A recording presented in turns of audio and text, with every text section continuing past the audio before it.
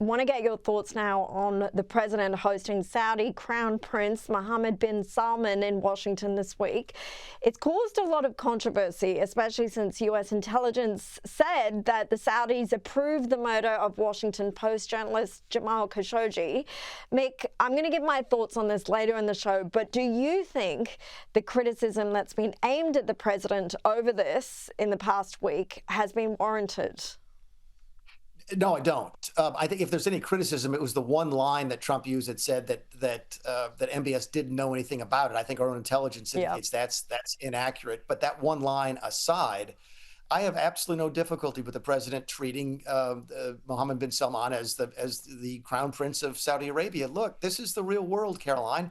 This is realpolitik, and it is in the United States national interest to have a good relationship with Saudi Arabia. And that means having a good relationship with the crown prince. Does that sound horrible and it sound terrible about you're ignoring what happened to Jamal Khashoggi? Maybe, but that is the way the world works. Let's not lose sight of the fact that Joe Biden went to Saudi Arabia to meet with MBS. And oh my goodness, he did a fist pump instead of a handshake. Does that really make a difference? No, this is an absolutely critical country, has been for a long time, is even more important now that Iran has been neutered by the military action the American government took in the last several months. So this is a critical part of peace and prosperity in the Mideast. Are they difficult people to work with? Look, a lot of folks around the world are. That is the real world. And I think Donald Trump was just recognizing that and extending the courtesies that he did this week to the Saudi Arabian leadership. Look, I mean, he is the deal maker, and this is the art of making the deal, isn't it? Do you think that he managed to get what he was after in this meeting? Because he was hoping, I know, that he would be able to get Saudi Arabia to sign up to the Abraham Accords, normalize relationships with Israel. They did announce a lot of investment in America. Do you think it was a success, the visit? I do. And I recognize that the president's coming under some criticism for not getting a firm commitment on the Abraham Accords, for example, not getting firm written agreements on the investments. I do think he's going to get that. Keep in mind, the sale of the F-35s is a big deal. And it's not going to happen tomorrow. It's going to take some time. So there'll be a chance to sort of feel each other out as we go forward on how the progress is being made on recognizing Israel, entering into the Abraham Accords, progress being made on investment and so forth. You're not going to see this happen overnight, but I do think it was very successful. It's hard to describe it as anything but. Like you said, the president wanted a deal. He got a deal. Just because you don't see the payoff on that in the next 24 hours doesn't mean this wasn't a huge success for the Trump administration.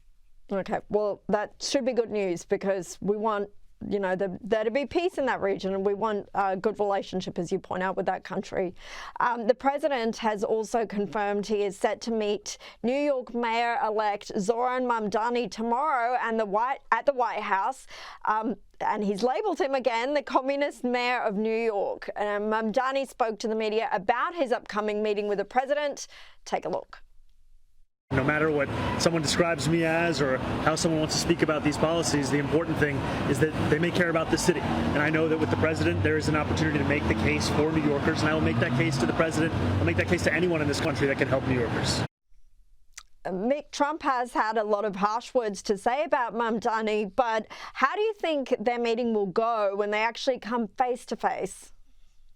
It's fascinating, and I have no idea, and I know a little bit about Donald Trump, but I think that's part of the point, Caroline. What is Trump, the best I've ever seen at? Creating a media buzz, creating a narrative, creating messaging, creating news. He's a news-making machine. I did not expect this one. I'll be perfectly honest with you. I'd never expected him to invite Zohran Mamdani, the self-described socialist mayor of New York, into the Oval Office to have a discussion. It could be backslapping and can't we all get along? It could be worse than the Zelensky meeting. I have no idea. I do know this. I know why it's happening. Donald Trump cares a great deal about New York City.